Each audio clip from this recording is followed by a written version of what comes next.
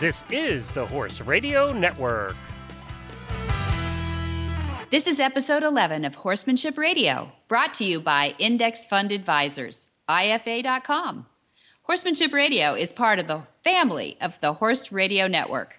Today, we have a first on the Horse Radio Network. We have 5 icons in the horse industry with over, get this, 300 years combined experience with horses.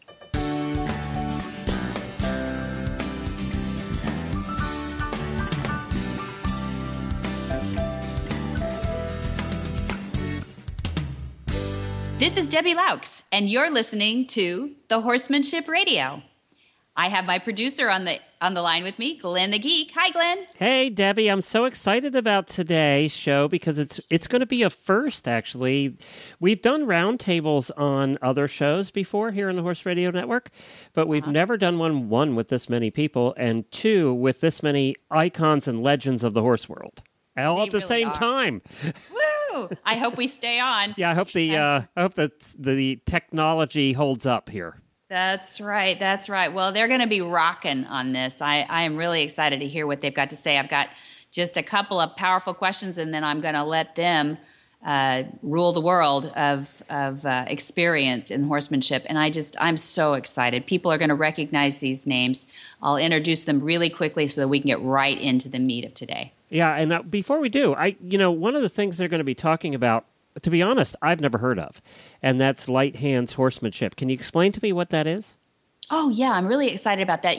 There's a little history behind it.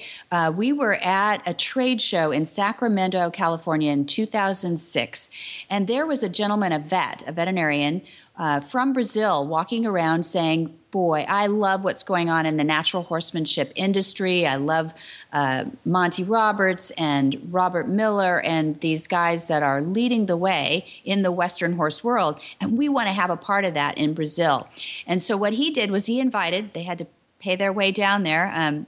Dad was actually committed at that time, so he couldn't go down. But Robert Miller and many of these guys all linked arms and went down there and just on their own dime and in their own way, spread the word down there with this. Fernando Rollum is the vet's name, to help introduce natural horsemanship to some of the veterinarian organizations down in Brazil. And that really started a seed plowing that has grown today to thousands and thousands of followers of natural horsemanship in Brazil. And remember, Brazil will tell you that they had some of the most violent, I don't have a better word for it, ways with the training of horses, but they really want to change because they recognize it. The light hands horsemanship began as, hey, we can't go down there to Brazil every year. We got to do something locally. And there is a gentleman out in San Ynez Valley who volunteered his farm, Intrepid Farms, and they've been doing it for years out there, 6-7 years, I think. And they're going to probably move it now because there's limitations to the farm. There's so many people. I think they've had 14 countries represented in the last one that they had in the spring. So they're going to do it again this year for the last time at that farm, and then they're going to surprise us where it's going to be next year. But many of the people that have been involved are going to stay involved, and they are some of the icons in the industry. Everybody will recognize their names. Very good. And do we know when this is?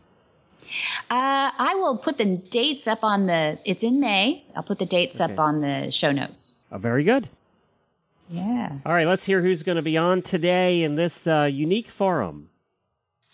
Well, today, first I'm going to start with Eitan Beth Alchemy. He's a lot of people will know him from Western dressage or cowboy dressage. He's the originator of that, and he's one of the founding clinicians of light hand horsemanship, Eitan Beth Alchemy. Then we have Richard Winters. Richard Winters is, a lot of people see him as a host of HRTV's Richard Winters Horsemanship, but a lot of people also know him for he's won super championships all over, cow horse competitions, road to the horse challenges. He's also won the Monty Roberts Equestrian Award for outstanding achievements in human and horse relationships. So he's a well-rounded guy. Monty Roberts, my dad, the man who listens to horses, he's his whole life was spent in the saddle training championship horses and competing in 9 world's champions to his name. And then we have Robert Miller, an icon, of course. Dr. Robert Miller, a veterinarian. He's renowned renowned in the etiology and natural horsemanship, founder of many, many books, and a cartoonist as well, great sense of humor. Mostly known, I think, for imprinting, full imprinting, has a great system for that. And lastly, we have Tom Spalding, our fifth. Rounds out. Tom Spalding has an amazing business called Predator, and you can go to his website, you should see, but mostly he is, for this conversation, he is a lover of the horse, and he is also sponsor of the Light Hands Horsemanship Clinic. Support him. He's doing a great thing for horses and for barns. Yes, and for barns. Those flies. He was pretty cute. He said, a lot of people get into industries where they come up with a need, and then they fill that need with a product. He said, everybody knows if they need help with flies. That is Predator true. Has evolved. Yeah, it's a family business. It's very cool. And I hate to tell everybody in the north, but we already are in fly season here in Florida, so we have the fly masks and the fly sheets on already. I hate to tell everybody that. Oh, they're already hatched. Yuck. Means you have good weather, though. That's right. That's right. Well, let's hear it. Let's get the roundtable going right after this word from Index Fund Advisors. Hi, I'm Mark Hebner, president of Index Fund Advisors and proud owner of Monty Roberts' Willing Partners graduate, He's a Sugar Bear. Investment portfolios are a lot like horses. You need to find one that best suits you, your temperament, and your stage of life. Some people might like an energetic horse and an aggressive investment portfolio, while others are more comfortable with a gentle ride and a more conservative investment portfolio. The trick is to find the one that's right for you. That's what Index Fund Advisors is all about, matching people with portfolios, risk-appropriate, low-cost, and globally diversified investment portfolios. You can find the right portfolio for you by taking the Risk Capacity Survey at IFA.com. That's IFA as in Index Fund Advisors. Or you can call us toll-free at 888-643-3133. That's 888-643-3133. Welcome. I've got 5 of the most amazing group of men in the horse industry all on one phone call today. So we have a really special show for you. This is going to be, this was prompted by the fact that there is a wonderful clinic that's put on annually in the San Ynez Valley where I grew up, and it's called Light Hands Horsemanship. And all 5 of these guys have a lot to do with that. But more importantly, all 5 of these guys are amazing horsemen. And you'll recognize each one as I introduce them. You'll recognize their name because they're famous the world over. My first guest today is Bob Miller. He was really our patriarch of this group, and I think he'd be okay if I said that. Hi, Bob. Hi. So I'm the patriarch. It's a pleasure to be on with a group of truly great horsemen, and all of whom are just really special people. Thank you, Bob. And next we have Eitan Beth Alchemy, and a lot of people know Eitan from his performance at WAG. Say hi, Eitan. Hello, everybody. I'm here, and I'm really glad to be part of the discussion here today. Thank you for joining us. It's an honor. Next, we have Richard Winters. He's probably our youngest. You're just our little kid in the group, huh, Richard? That's right. I'm the junior officer, but I'm in awful good company. Deb, thanks for having me on today. Well, you've still got 30 years plus under your belt, so yeah. And then lastly, we have Tom Spalding from Spalding Labs. We'd like to say hi because he is our sponsor of Light Hands Horsemanship, and he's a lifelong horseman as well. Hi, Tom. Hi. How is everybody doing? It's a pleasure to be here. And actually, I'm not so much a famous horseman, but I'm the infamous bugman. Ah, that's true. That's true. Well, all I can say is thank God none of you have the same name. There's not 2 Bobs or 2 Montys. So lastly, I'd like to introduce my dad, Monty Roberts. Hello. It's Monty Roberts here from Solvang, California, where we had over a half inch of rain last night. Yahoo! we're really a drought. We're in a drought season right now, so I'm really glad to hear that. As long as we don't start needing boats soon, and I don't think we will. Well, thank you all. Thank you all for joining us right now. I want to go back through the list again before we get into just a forum and open conversation about this. And I'd like to ask each one of you, starting with you, Bob, please. What do you think are the biggest misunderstandings in the horse world right now? Well, I don't know about right now, but I think the misunderstandings that exist today are the same ones that have existed throughout history. I actually think there are less today. I think we're making great progress, and that's understanding the nature of the horse and how best to communicate with the horse. Basically, we're two incompatible species. We are, biologically speaking, a primate. We're a tool-using primate. We're hunters. And the horse, of course, is a prey animal, and it's not armed with horns, weapons, like many prey animals are. Its defense is flight, so it's a very timid and very flighty creature. So when you put an aggressive tool-using species like the human together with a timid prey animal, you've got an incompatibility. But the horse, because of its unique personality, that despite unnecessary aggression and roughness in handling them throughout history, has managed to become the most useful of all domestic animals, the human species. That's what's so remarkable about the horse. Mm-hmm. But now we have the information that certain individuals have always had throughout history, but now it's becoming generalized, where more and more and more horse people are understanding that you do not have to be unnecessarily coercive to the horse, unnecessarily inhumane, that you can get better results, more compliance, mm-hmm. by using very gentle methods. And this, what I call revolution in horsemanship, is spreading rapidly all over the world, and it's the greatest thing for the horse. Yeah, nice. Great. Thank you. Well said. Monty, can I ask you next? What do you think is the biggest misunderstanding in the horse world?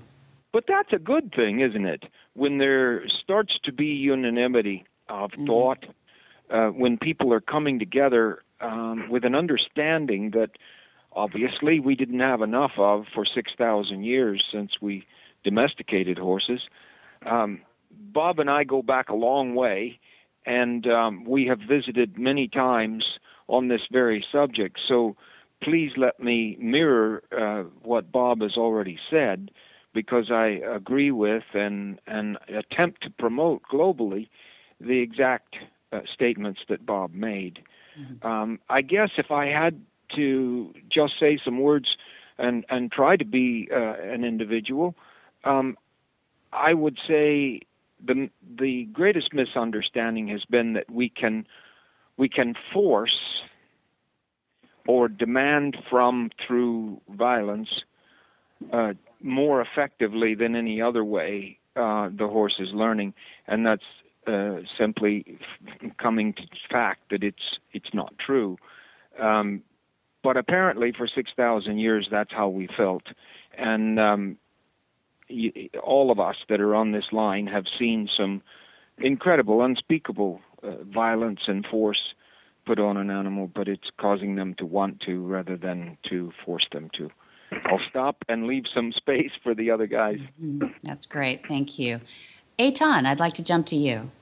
When I think about what the misunderstood or people don't understand is some terms that we use today at the natural horsemanship especially, and one of them would be the lightness.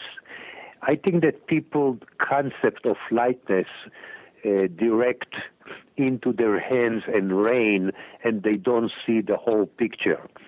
A lot of us think that if we throw the rein away or we ride without a bridle, we are light. And I think that we need to emphasize and keep forcing the whole idea that lightness is not just about the head. Lightness is about the way you think, the way you are behave, the way you use your body, the way you use your soul, the way you have your relationship and the harmonship that you have with the horse. That's what lightness starts, and that's what lightness not necessarily end. I think that another way to look at what we are missing, and I don't know if we're missing, but it's a lot of people look at horsemanship as a science. I kind of like to think it's more like an art form, because to me, to have a horse and don't have the artistic ability to find the connection and draw the picture rather than make the picture, it's something that we need to look into it and find out how to do so. And I'm going to stop here and let somebody else to continue that. I love that. That's beautiful. Thank you, Eitan. Well, Richard, would you like to take a stab at it? Well, it is a great question. I'm enjoying hearing what these gentlemen have to say, but it will allow me to use now the biggest word that I know. I think one of the biggest misconceptions and problems that people have is that they think about their horses anthropomorphically. That word means applying human attributes to something that is not human. We're so comfortable thinking in human terms, and this is how it makes sense to me, and this is how I can get my head around it, but that might not have any relevance at all to our horses, because as Bob mentioned a little bit ago, they're just coming from a completely different mindset and world. And so I'm constantly trying to look at the world through my horse's eyes and not apply my thought process, those processes, the way I would consider things. Don't stick that on my horse. There's a reason why they do things. People get frustrated. They say, oh, stupid horse, stubborn horse, whatever. But if I could begin to understand where he's coming from, then we realize, well, there really is a reason why. He's trying to protect himself. He's trying to stay alive. And ultimately, once he can survive, he just wants to be comfortable. And so I want to work on my equine linguistic skills. And that's what happens at Light Hands Horsemanship, talking about this language that horses already know. We're not going to teach them anything, but we're going to work on ourselves for a lifetime to see if we can't figure this thing out. That's great. I love the communication in that, too. That's wonderful. Well, poor Tom. He's had the most time to think about it, though, in fairness now. What do you think, Tom? That's true. Well, hey, I'll be the cleanup speaker. Yeah. My perspective would be from, not the people that these four guys have talked about, or people that are horsemen and they kind of understand and they know. But what I think is a big misperception is the people that just know a little bit about horses, and it's in some cases it's just get up and get on and ride, and what they're missing, and the misperception is this wonderful relationship that you can have with a horse. I mean, it is way more than just getting on and going around and riding and going somewhere. It's just it's the relationship that you can have with this very, very smart creature that will basically could be your friend and can be your friend, and then how that relationship can really help you, if you're a better horse person, become a better people person. And I think that most people that when they think about horses just don't really know that, wow, there's way more than getting on and go giddy up and go ride. So that to me is a misperception to probably the greater community that knows a little bit or doesn't know much at all about horses, of how wonderful a sport and how wonderful an avocation that basically equestrian is. Mm-hmm. Very good. Yeah. Thank you. Thank you for that. And now I hope you're all thinking about what you'd like to ask each other a little bit and have a conversation, but I'm thinking that I'll go back through and I'd like to ask you if you feel that, like I do, that horsemanship is going in a good direction these days. It's a little bit like Bob said at the top, that a lot has changed and there are a lot less misunderstandings than there used to be.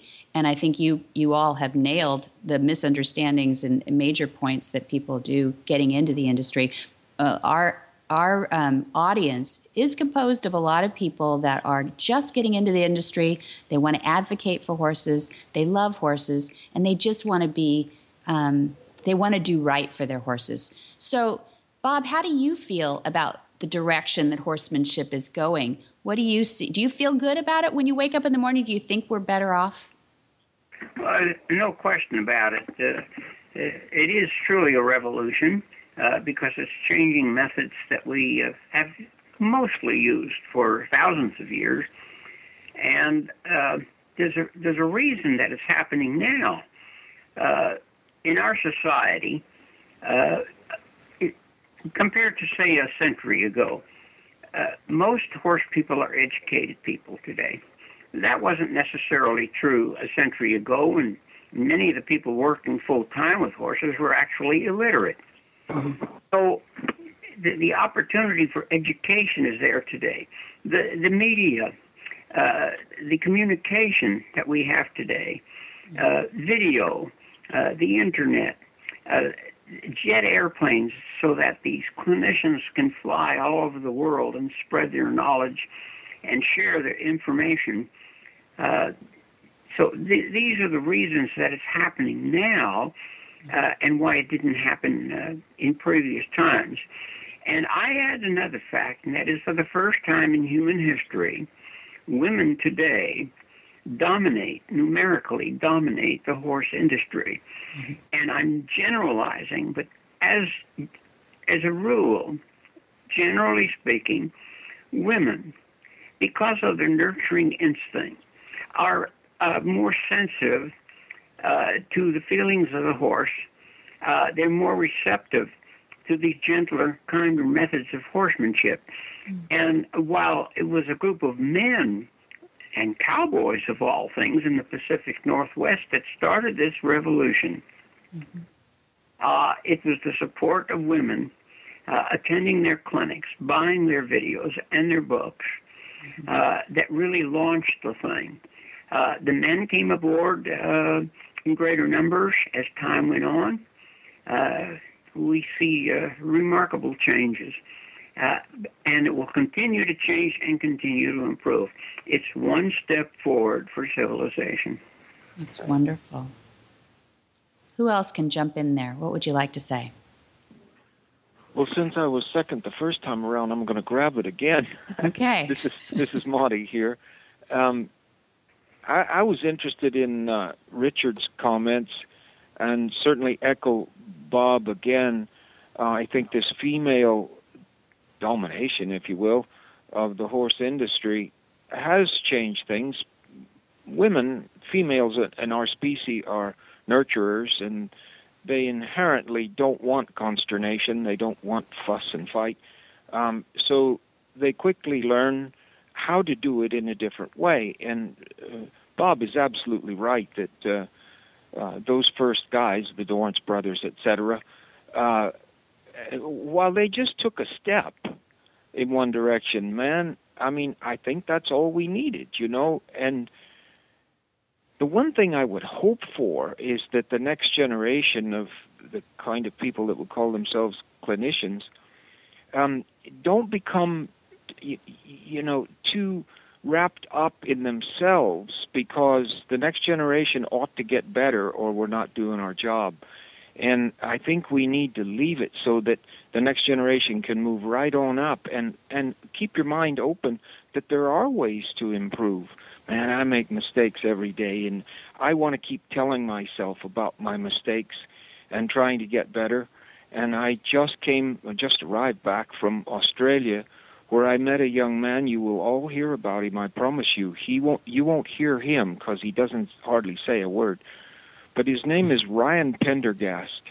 And I mean, this kid is a genius. I'm not sure where he learned it all, but I know that an atheist would have a hard time following me around, because some things are happening like that God's up there just turning the knobs.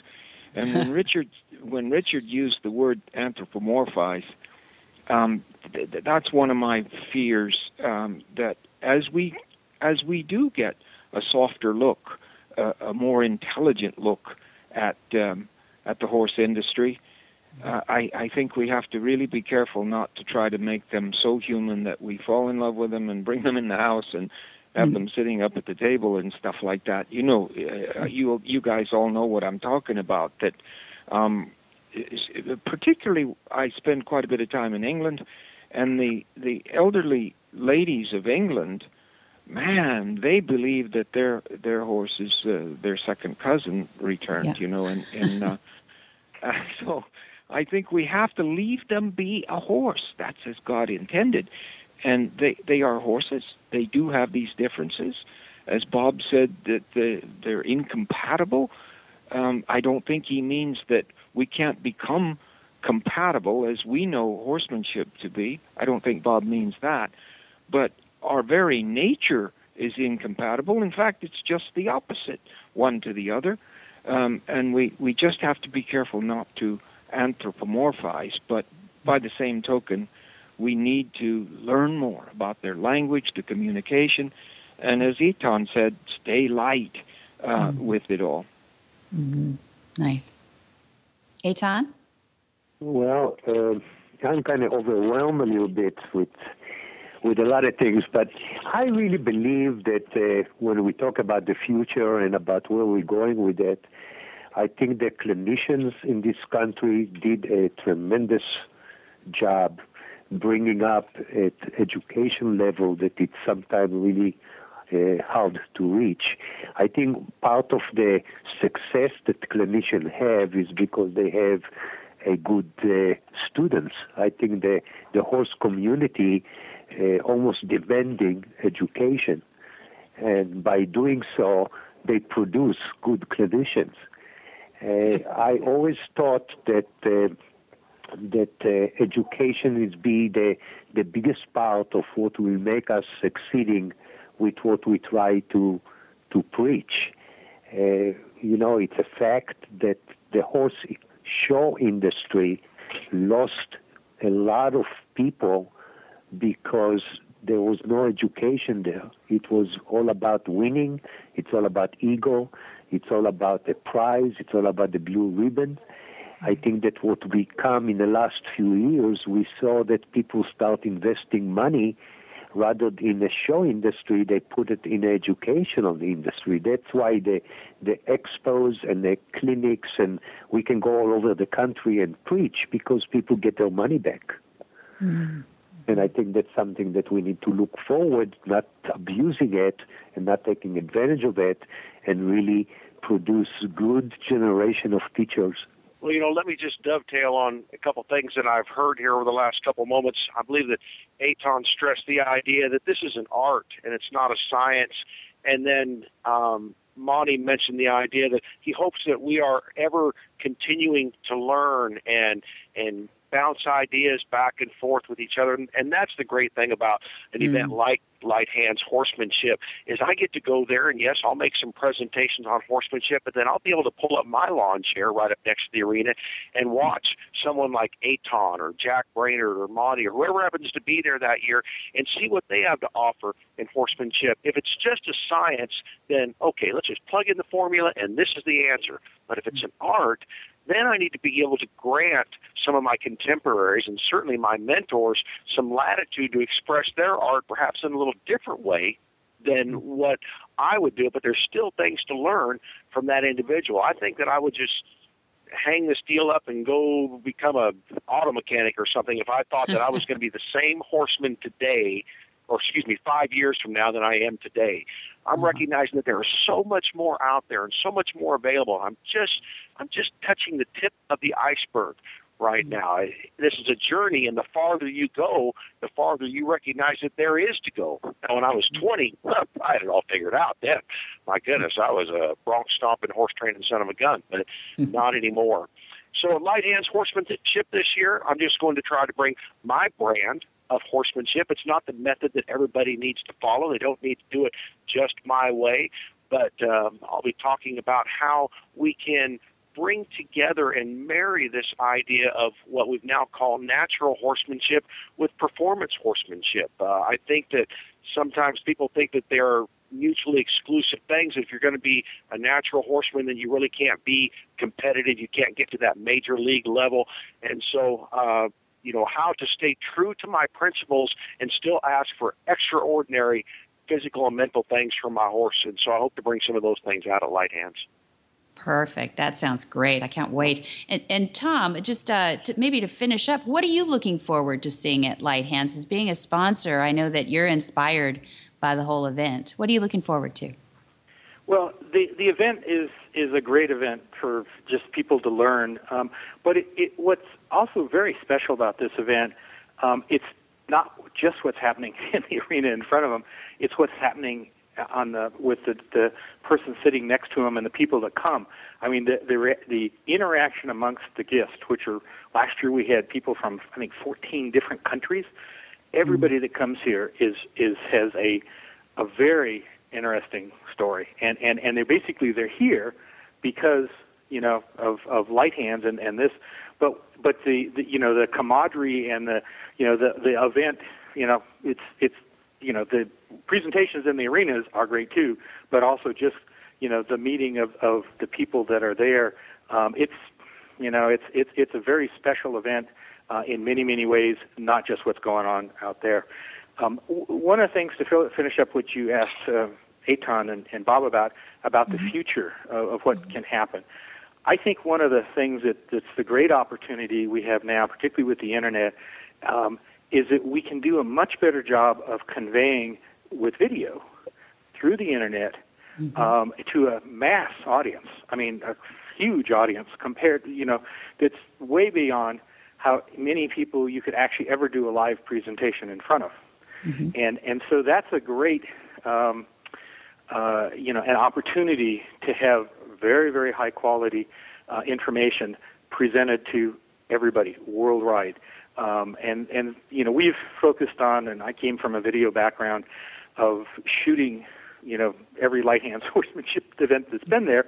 And one of the things we realized after about the fourth one is, boy, it's really hard to shoot great video with a live event where you can't get in the way and you can't stop and you can't do it again and you can't do a close-up and you can't. And so we've since then shoot highlights of the event, but we basically have come and then take each of these guys and shoot for the camera, not for the event. And I think if folks would take a look, and Richard, you can describe it, and Nate, you both see how we shoot. It's the net result. It's not a live event, but basically the ability to convey information and show the detail and show that, I lean in this way, and also, just show a lot of people miss stuff because it just happens too fast. And, we now have a very high-speed camera that you can slow things down and see much better. So I think that's a huge opportunity in the future of that it's not just the people that can come to an event, it's anybody that's got an internet connection, and that's now getting to be almost everybody. Yeah, that's true. Thank God. One word, please, Debbie. Yes, please. Eitan. I think when you look at Light Hand event, there is nothing like it. That's the only thing. That's the only one in the world who can bring you to a stage that you just go up there and everything looks like you in heaven. It's in the air. You walk in there and you just feel that all your life you're waiting for that moment. And Tom right, it's between the people. It's between one to another. We are inspiring people. I don't know we're teaching that much, but we give them so much to go home and take something with them that they are ready to go home, do what they want to do, and wait for next year to come. And I think that's what the greatest thing about the Light Hand. That's wonderful. That's wonderful. Yeah, I can add a comment to that, too. Please do, Bob. Well, since I retired from veterinary practice, my wife, Debbie, and I have traveled all over the world doing teaching seminars and participating in educational events. And I'm frequently asked, where's my favorite place? What's my favorite event? And I tell them it's Light Hands Horsemanship in the Santa Ynez Valley. And they'll often say, but that's right in your backyard. You're just an hour away. You go all over the world. Why is that your favorite? And I tell them, because I learn so much.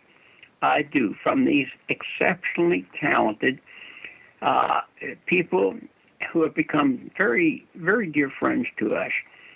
I come away every year with new knowledge and that's why I value it so much. That's wonderful. That's I could wonderful. say something here, Debbie, if Please. you want. It's Monty, and I've been collecting the thoughts here. One of the things, I spent most of my life in the competition arena, and yet I agree with Eitan's analysis of competition. You're there to win. Boy, did I learn that from my father in very early years. You're there for one reason, and it's to win. And that compromises horsemanship. It has to. And that's where the Tennessee Walker got in trouble, and the gaited horses, and a lot of things that have happened, because I can get the horse to do this. If you say this is the degree of excellence you're looking for, I can get him to do it this way, and you win. What I think Eitan would be very pleased with is this latest idea in the dressage world that came through the Olympics the last Olympics in London, where the two top horses, gold and silver medal, were fantastic horses. But the one that won the silver medal was electric. He was on fire. He had higher elevation. He did each of his challenges with the highest marks imaginable. But in the end, in the judges' conference, I'm told, it really came down to who presented the most sympathetic picture and which horse seemed to be the happiest, and how did the rider and the horse cooperate to come together with a better show than actually the horse that was on fire, who didn't seem to be enjoying his work as much as the gold medal winner. And boy, I think, maybe Eitan doesn't agree with me, but I think that this is a turning point for the dressage industry, and it's a wake-up call for all of the contesting events or competition events on horses, that we need to emphasize sympathy. We need to emphasize a cohesive unit, cooperative between horse and rider. That's not that I don't agree with you. I salute you. And I maybe just concluded by saying that that the Cabo Dressage have a competition time now, and Cabo Dressage competition is the only discipline in the world who reward the horse and rider triple his score on soft field. Nobody else does it. No. So I can agree with you that if the competition will start looking in harmony and partnership versus the perfect or the correct, I think we're going to change the world around. Oh yeah, and we've got to help these people with the Arab horses, particularly those shown in hand. Their degree of excellence is set upon the horse that looks like he's got an electric wire attached to him, and that's not the harmony that you're talking about, Eitan. And there are many. I don't want to point my finger at one, because there are many disciplines that need help. All of them need help. We all need help. But I think we're on the right track. I will just mention this because I do throw my hat in the ring, and for me, it's my own professional development. When I go to a clinic, I'm probably about the best horseman there, and I get a gold buckle every weekend. Everybody just pats me on the back. Nice. When I go and compete, they say, "Richard who? Now what's your name, son?" And I go in there, and either me and my horse are together and we perform, or we don't. And so it's really a truer benchmark of where I am with my horsemanship skills. And I think that almost everybody has principles that they want to live by with their horsemanship. But when you begin to compete, then, as Monty found out as a very young boy, you also have a goal, and that goal is to come out on top. And so the trick is to maintain your principles while still striving for your goal. But it's all too easy under the pressure of the moment or the peer pressure, whatever, to compromise our principles to somehow achieve a short-term goal. And so I'm striving, I don't know if I always get it done, but I'm striving to go out there and stay true to natural horsemanship and my principles of higher levels of horsemanship and still compete on a competitive level. That's what I'm trying to get done. Boy, Richard, this is Monty again. I so appreciate those words. I have a little story against myself, really, I guess, for the team. But recently I won 9 World's Championships with rein cow horses. And it was my life for 40 years or so. And I was recently thrown out of the Hall of Fame, even though I was president of the National Rein Cow Horse Association and was voted Man of the Year one year in the National Rein Cow Horse Hall of Fame. But I was thrown out. And it was one guy, really, that had the power to do that. He was named the head of that committee for the Hall of Fame. And I know him, and I showed with him, and so I called him up, and I said, what in the world did I do? I haven't been around working cow horses recently, so did I do something wrong? And he said, well, you know, I just sat there thinking that you should come out because you have not been true to tradition. You have wanted to break tradition. And we are here to support tradition and to revere tradition. And I said, I won't say his name, but I said, sir, you know, I really do respect tradition. It's one of the steps that we use to get where we are. But if I am required to stay the same to respect tradition, then I don't want to be in that Hall of Fame because it's absolutely against what I believe in. We can all move forward and get better. And he said, well, thank you very much, and hung the phone up. So there you are. Competition is a fleeting fame. Yeah, I suppose. Yeah. And this is the same person who will probably say that he's changed a lot in the last. I mean, everybody changes in the way that they've handled horses. They've either. Yeah, he's changed a lot. I did mention to him that I have video from South America of exactly how my father did it, and Right. He yelled at me over the phone and said, well, we don't do it that way anymore. I thought, there you go. wow, you're not supporting tradition. Well, I'd like to ask, I don't want to keep you too long. I appreciate all your times, but are there any closing thoughts that you'd like to pitch in here? Well, I have one. Please. I just want to say that how eagerly Debbie and I are looking forward to attending Light Hands Horsemanship again. This is, I believe, our 9th. Is that right? Is that right? That's great, Bob. It's the highest spot of the year. Look forward to seeing everybody. Well, I thank think you we very were much. young when we started it. We were young, yeah. Yeah, where's Jack in this phone call? Yeah, that's where you got to get Jack Brainerd Jack on. is counting his years. He's what? He's 94 now. I think so, yeah. What you know, I've known him for, I guess, 50, 60 years. And I just want to say that I haven't had that much to do with the light hands thing, and you guys know that I'm traveling almost every time you have one, although I've been to 2, I think, and I certainly completely in favor of this kind of thing, and I congratulate each of you for having founded it and put it on. I hope it never goes away, and I really feel that the goals of the Light Hands Clinic so parallel mine that you know, I'm just one of those troops out there digging ditches for you, and I really thank you for all that you've done, each and every one of you. And Eton, I was there at WEG in the stand, and I'm so happy to be able to talk to you. Mm-hmm. And I don't know whether any of you know this or knew him, but Carlos Gracida was killed day before yesterday, 10 go world's leading polo player for many, many years. And he was killed in Wellington, Florida.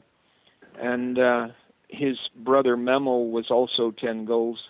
And they have been helping me with easing up on and getting violence out of the process of training horses in Argentina for polo. Right. And Yeah. if you just have a chance to stop for a minute and think about Carlos Cressida, he was a good guy. Thank you. Thanks for that moment. Yeah.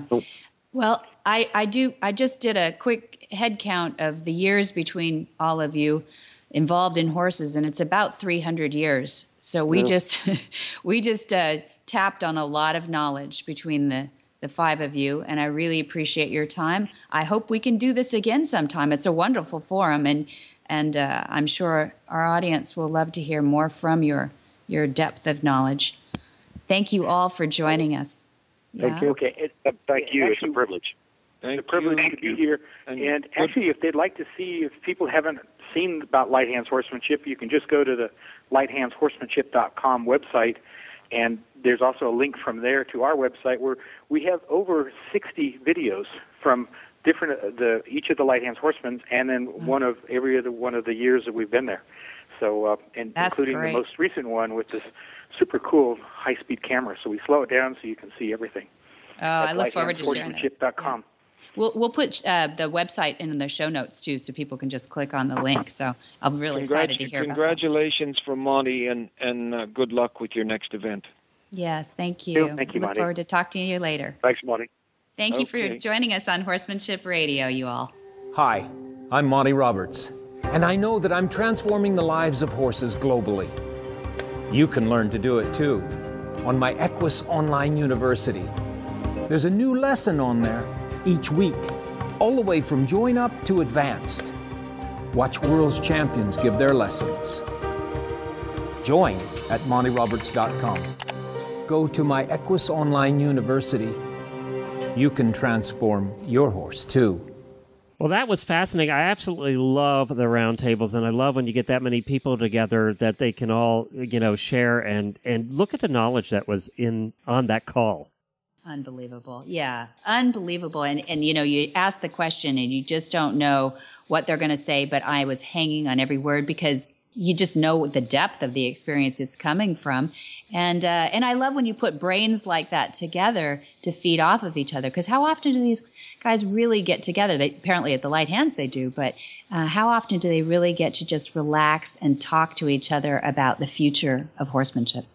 And all of the ladies out in the audience should be mighty pleased that we have these five tough old Western guys saying that women have changed the industry. So there you go. I agree. I think they said they're taking it over. Isn't that it? Exactly. Yeah, I think so too. Yeah, it is sort of ironic that we had five men talking about women taking over the industry, but gals, we'll get there. It's just so fun to see some of these young ladies coming up, women coming up in the clinicians world, the training world. We've had Sandy Collier's on and those people that have just dominated, Charlotte Bradal and dressage. But it is fun to see these young clinicians that are coming along. And I think that's what the guys were talking about. They're saying that women are nurturing, they get the empathetic, they're compassionate. And why would they want to hit their horse, especially if a guy like Robert Miller or Monty Roberts is telling them they don't have to? Right. Exactly. And I did look up some details. It's May 29th to June the 1st, 2014. And as you said, it's out your way in California.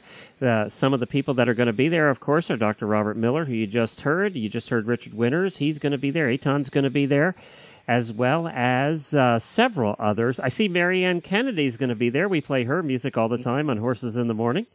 She's Beautiful. a musician, and many others are going to be there as well. So it's a lot of fun. Definitely something you'd want to see. It says right here it's 90 days and 10 hours from now. So get signed. Okay, that's right. Get signed up. Right. That's right. A lot of fun. And, they have cowboy poetry, and, it's a well-rounded, you really do feel like you've been to camp when it's over. It's like, I don't want to go home. It's really fun. But that isn't all. We're not done yet, because I'll tell you what, we got a fascinating conversation coming up that we were able to record with your dad here this week, and I just found it so interesting. When You can tell when he gets on a topic that he is just so fascinated with and how excited he gets about it. And one of those topics we're going to hear about next. And what was the term again? And I'm trying to remember it. Yeah, it's a long word. It's a mouthful. It's ritualistic habituation. Welcome back, Monty Roberts, Dad. I'm happy to have you back. We've been talking a little bit more about this developing, what would you call ritualistic habituation? A natural behavioral event. Great. Well, I know you've been working at this for some time now, and we wanted to follow, as an audience, we wanted to follow along with your development, your thinking, what you've discovered, what you still have questions about. You were working with Leroy, the deer, and I know you always are applying any of these to what you do with your horses as well. So I just wanted to let you talk today and share with us more about where your ritualistic habituation study stands today. Well, it's pretty deep, Debbie, and some people that just want to go ride their horse and sing a tune or something, may not find it fathomable. But there is a thing going on in nature that I've discovered, and I call it ritualistic habituation.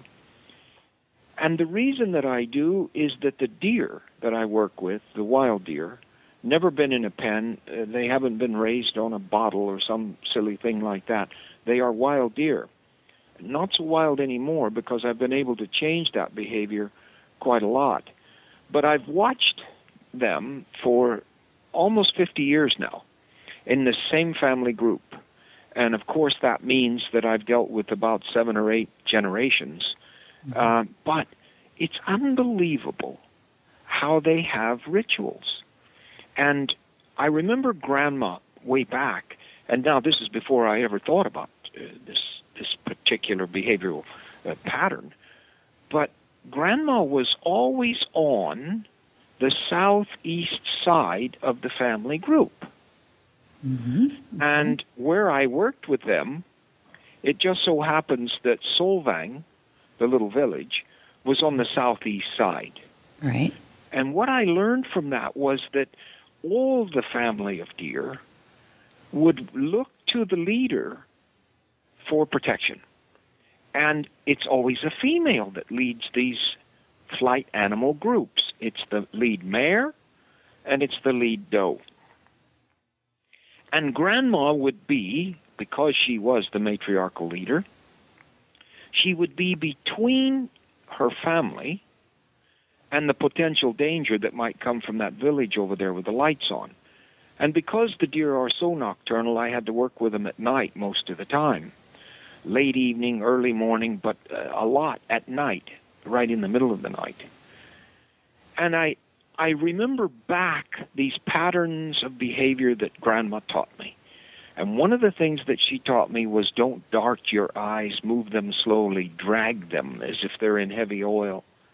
And when I learned that, I jumped in my pickup and ran down there and started getting horses out that I'd had trouble with, and wasn't getting good join-ups and wasn't getting good cooperation. Okay. And suddenly, with what Grandma taught me about my eyes, I could do things with horses that I could never do before. And it just stunned me. So I kept working with these deer. And about 4 years ago, which seems like a breath to me, it seems like yesterday, about 4 years ago, I noticed a pattern of habitual behavior. And it was like a ritual, but I didn't know enough about it. I just kept watching. And then there was a little male born that I followed with my eyes closely because at one point in his early development, he had a broken jaw somehow. I don't know whether he got out in front of a car or what happened, but he broke his jaw. And we had to put out some feed for him, and so he would come around because it was the only way he could live, and he would lick up moistened, warm water on grain. He would lick it up, and he could masticate that and swallow it and stayed alive. So I did watch his pattern more closely, And ultimately, I could sit down on a rock wall outside of our house, and providing that I held my fingers in a certain place, and providing that I kept my eyes in a certain place, and providing that I did not look up at him, he would come down, jump off the wall on my left side, walk a circle around me, jump up on the wall again, walk a circle behind me and jump down again, and then cross in front of me and face me. And once he did that, then he started taking singular, tiny steps toward me. And I thought, whoa, what's going on? And I looked up, and he's gone. He just leapt in the air and flew away. So that night in my sleep, when I was in bed, I thought it was the looking up. That's what Grandma taught me all those years ago, but I couldn't stand it because he was walking toward me. So the next day, he came back. He went through his same ritual, that big circle, stopped in front of me, and I kept my head down, and he kept making his steps toward me. And eventually, he had his head right in front of me. I moved my hand to see if I could touch him, and he's gone. And then it progressed, and I was able to move my hand very slowly, and eventually I could rub him all over his body, but not until he completed his ritual. And one of the things that happened in that ritual was that before I could touch him, he would smell the skin between my thumb and my forefinger, that little web that we have there, on each hand. And if he wasn't allowed to smell there, he wouldn't let me touch him. I lost him maybe 10 different days because I didn't let him smell there. And I didn't realize. And finally, he pushed his nose right there quickly, and I thought, that's what you want, so I'll let you do it. And I let him smell both places, and then I could rub him. And I rubbed him all over. And it's gone on now for 3 years. This business of him allowing me to rub him all over, I can put flea and tick powder on him.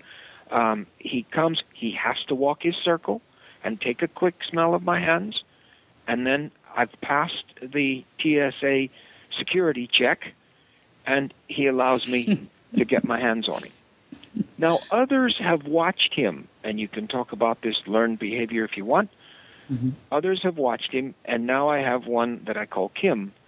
And Kim comes in, but much more wild. I've only had 1 year with her, and I've only been touching her for about 4 months. So, and I'm not here that much, so I really don't have that much time to work with her. But anyway, she's doing fantastically, moving forward. And I have another one called Jackie, and Jackie is a boy, and I've rubbed him now, and there's 8 of them that I've touched in this family group. And each one of them has a different ritual. Now, how does this come to horses? We have been teaching horses or training horses for 6,000 years in a certain way. And most every trainer will agree. I go out there every day and I do this and this and this. And by golly, I turn him around to the left and I turn him around to the right. And sometimes he doesn't like turning one way or the other, but I just make him do it. And I guess that's human, all right. But what he wants is a ritual until it's in his muscle memory. So I say, watch your horse. Let him tell you what his little ritual is, and then ask him. And when you ask him, let him learn one thing. Maybe it's just turn to the right. Let him learn one thing until it's in his muscle memory, really well in his muscle memory. And he can do it like a pro. Then ask a little bit of left. Don't do it both ways in the same day. It's overload for the flight animal, for the prey animal. It's too much. I only know that now, and I've only learned it in the last 3 years. But it's there. And I've tried it with the horses, and it works. I'm in my round pen, and I don't ask them for as many things anymore. I've lessened the load on their intellectual abilities. And I have zeroed in on certain little things that I get them to do, and they're perfectly happy with it. If you overload them, then you'll get them bucking somebody off or bolting away or spooking from something because they're not happy with their surroundings. Mm-hmm. You have to cause them to be in charge of their own security system. And they tell you what sort of ritual they need to do to clear you off. Now, this is very complicated. It's deep. It's over the top, probably, for anybody that's just, training horses or just riding horses. But it's there. And if you just log that in your memory and ask yourself to watch for it, I think there will be a lot of horsemen. I know that Ryan Pendergast has already said that he's seeing it. And Ryan's the gentleman that you worked with in Australia recently. I worked with him in Australia. Mm-hmm. He's only about, I think he's less than 30, 26, 27 years of age. A baby, yeah. Yeah, okay. And he's and he's only been working in for Gay Waterhouse where I go and start babies and things. Uh-huh. He's only been working there for about a year, and I don't know where he's learned all that he's learned. But I've only had him for a week, and he knows my system as well as I do. He's just an amazing young man. Yeah. Well, I know he's studied the videos on Equus Online University, which has helped his language, his communication system that you quantify well, which is good. And I think one of the things that I'm thinking and trying to be the student here listening to you is I'm hearing you say that the incremental is not about how smart the horse is or how not smart the horse is, but it's about their fear-based emotions that they've got in there, about how difficult it is for them to trust while you're doing the work. So if somebody says to you, you don't understand, Monty, my horse is really smart. He can get that left and right in one day. Don't worry about it. Yeah, and I say, you're absolutely right. Your horse is really smart. Now it's time for you to get smart, too. And there are horses with greater intelligence than another. And that horse that's really smart will do better if we get it right with him than if we say he's smart enough to do it, so I'm just going to do it anyway. Mm-hmm. That isn't a good answer because you want to optimize his learning. You want to optimize his performance and move him to the excellence of athleticism that he's capable of to the maximum degree possible. And that's where I say we have been going too quickly. We have been complicating the lessons too much. Mm-hmm. And that I'm able to get a rider on these horses still in about average 27 minutes, a horse that's never had saddle or rider, while being true to this particular theory that I'm talking about. Okay. I think that my time will probably go up a minute or two, but that's it. But I won't ask them to do a lot of the things that I have asked them to do before. Yeah. I will leave it out for now. And I will talk to my owners. I'll try to get them to take courses. I'll try to get my instructors to understand ritualistic habituation, because I think it will be eventually that huge step above and beyond what I've learned in my time and what most horsemen have learned in this particular, 21st century. When we get out there 50 to 100 years from now, I think you will see this become a known fact and one that's used by the majority of horse people. Do you have any plans for it to be, put into a trial, a research project, or anything like that, or is it just you fooling with it right now? Well, there's plans in my mind for that. Okay. I would love to do it. It's one of the reasons, Debbie, that I ask you to invite Dr. Andrew McLean to our upcoming May gathering of instructors, right? Because he's a scientist, and I know the group we talked with before didn't want horsemanship to be a science at all. And that's okay with me. If they want to call it an art form, it's okay with me. But it is a science-based art form, Sure. And there are things in science which have improved the ability of artists to put paintings on canvas. Mm-hmm. Since the days of Michelangelo or something, there have been improvements through science. So I don't want to just dismiss science completely, but I do not think that we ever ought to be run by a scientific lab. I think it is an art form, and I think we have to learn it as an art form. Mm-hmm. But we can also be scientific enough to do the proper sort of investigations, Sure. scientific trials, Mm-hmm. that will prove or disprove these theories that we tend to come up with. Very exciting. It's very exciting that you're able to transfer those concepts of the deer that have such a flight mechanism, much higher than a horse's, to I'm curious about the scent too. It must be a gland thing you're thinking, or it's curious, Debbie. I went into a duty-free shop in an airport, and there was a nice Asian lady there that I've talked with before when I go to buy your mother something, or just go in to look at a watch or something like that. Anyway, this lady told me that they love to test for compatibility of the aura of their subject person. Right. They love to test perfume right there on that little web between your thumb and your pointer finger. Oh, they use that spot. Oh, that's interesting. They do. And then she said, watch this, and she put some scent on me of some sort, and I smelled it, and it seemed all right. And then she took a little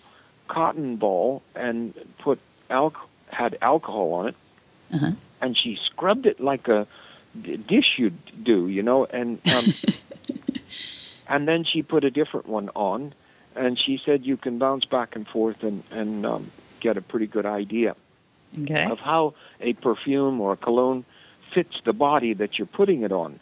Does it fit the aura? And this deer goes there. Now, I see Kim doing the same thing, not as overtly as Leroy does, but Kim reaches over there and just takes a little whiff. If you allow Leroy, he'll bury his nose right in that web and leave it there and really drink in the aura of your body. I don't have all the answers. I haven't. Wild horses anymore due to, raising horses in such a domesticated setting. So it's cool that you have these wild horses to be able to. Yeah, we have deals with people that raise them on large properties, or the BLM. Of course, the BLM puts them on trucks, and they're adopted and so forth. That's worse than untouched, though. That's a little bit. It is worse than untouched. Yeah. But yes, with the school here and everything, we have a fantastic untouched facility here, and so we're able to allow the horse to smell our hand, for instance, very quickly in the training process, so that we don't humanize the horse before we get his natural tendencies, and that's exciting for me. I just watched them do 2 horses in this past week here since returning from Australia. We had a course here, an advanced course of 5 youngsters trying to become instructors, and we had 2 totally untouched that they worked with, and it was amazing what they did. It's just absolutely mind-blowing what these kids are able to do now with the proper facilities and with the proper education. That's it. Yeah, it's really exciting to watch. You could charge tickets for that stuff. It's really good. And they're amazing, too, because they keep that pulse rate down, they keep their adrenaline low, and they just go at it incrementally, like you say. Well, thank you so much. Thanks for the follow-up on that, Dad, and keep us informed about I think you have some other people playing with this in different areas. We'd like to hear from them, too, if you all get together. I know in May you'll get together with your instructors meetup, and maybe there will be something out of that'll be interesting as follow-up for people. Yeah, and wait till your listeners hear about the police in Brazil.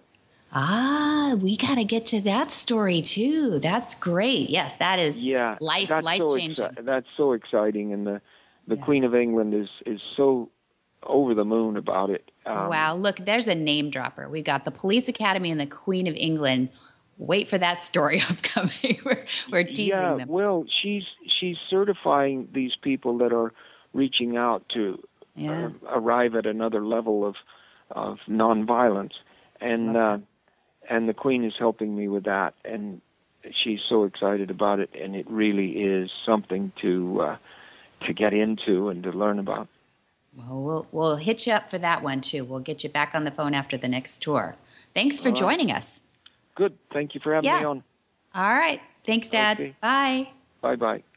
What in the wide world of sports is going on here?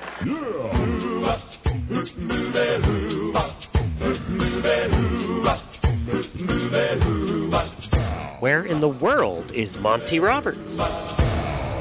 Monty is looking forward to meeting some new friends, two-legged and four-legged, in England, March 15, 21, and 29, and in Germany, April 4, April 6, April 8, 11, and 13. And on May 31, we have a night of inspiration with Monty and Pat at Flag Is Up Farms in California. There's limited space there, so book early. The next day, we have an all-day workshop called Life Lessons from the Man Who Listens to Horses. And Monty shares his learned and life experiences to apply to your own life. Dr. Sue Kane and I wrote a book called Life Lessons. It's really a workbook to spark your own journey. So write to admin@montyroberts.com or call on the Pacific Coast 805-688-6288. For details about today's show, go to horsemanshipradio.com, where you can find links, photos, and more information about our guests. And, of course, one of the easiest ways to listen to the show is to download it to your smartphone. Whether you have an iOS or an Android, you can just go to the App Store and search for Horse Radio Network. It's free, and it's easy, and it's the simplest way to listen to all 11 of the shows on the Horse Radio Network. Yay, we're getting up there. As always, we love your feedback. So please follow us on Facebook at www.facebook.com/Monty Roberts and Twitter at twitter.com/Monty_Roberts. And many thanks to our sponsors. Be sure to visit all the other great shows on the Horse Radio Network at horseradionetwork.com. And until then, have many happy horse hours.